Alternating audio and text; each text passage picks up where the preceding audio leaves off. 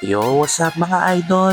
Mainit na namang pinag-uusapan si Jonathan Kuminga matapos lumabas ang balitang interesado ang Sacramento Kings na kunin siya. Ngunit hanggang ngayon, hindi pa rin natutuloy ang posibleng paglipat niya. Habang patuloy na binubuo ng Kings ang kanilang kupunan para sa hinaharap, inaasahang magiging mahalagang bahagi ng kanilang proyekto ang kanilang rookie na si Darius Acop Jr.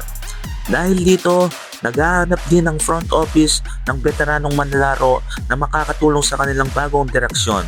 Ayon kay Anthony Slater ng ESPN, nananatili ang interes ng Sacramento Kings na kunin si Jonathan Kuminga.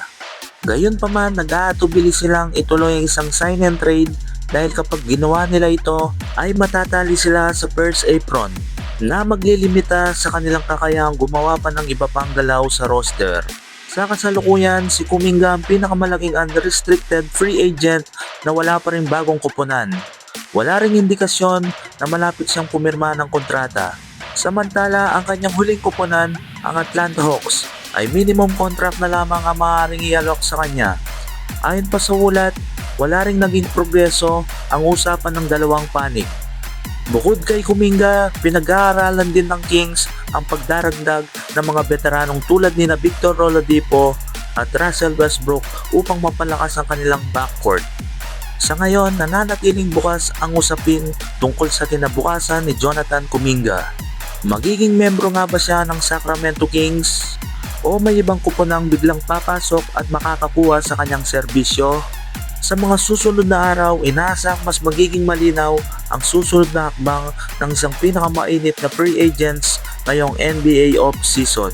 Mukhang hindi pa tuluyang nagsasara ang pinto para kay LeBron James sa 2028 Los Angeles Olympics. Bagamat ilang beses na niyang sinabi na wala na siyang planong maglaro para sa Team USA, may mga NBA insiders na naniniwalang maaari pa rin siyang magbago ng isip.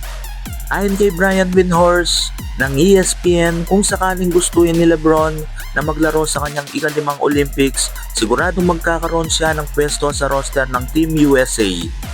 Bagamat hayagang tinanggihan ni LeBron ang posibilidad na maglaro sa 2028 Olympics, maaaring magbago pa rin ang lahat. Kung matutupad ito, posibleng magtapos ang kanyang NBA career kasabay ng 2028 Los Angeles Olympics. Sa mga ulat, kung iyon na rin ang huling taon ni LeBron James sa kanyang karera, bakit hindi niya ito tapusin sa isang makasaysayang ika-5 Olympic appearance? Sa ngayon, 4 na beses ng long medalya noong 2008, 2012 at 2024. Isa rin siya sa naging susi sa pagkampiyon ng Team USA sa Paris Olympics. Gayunpaman, sa kanyang Mind the Game podcast, kasama si Stephen Curry, muring nilinaw ni LeBron ang kanyang paninindigan. At sinabi din ni Stephen Curry, hindi rin nagsara ng pinto, ngunit inamin niyang napakaliit ng posibilidad na maglaro pa siyang muli sa Team USA.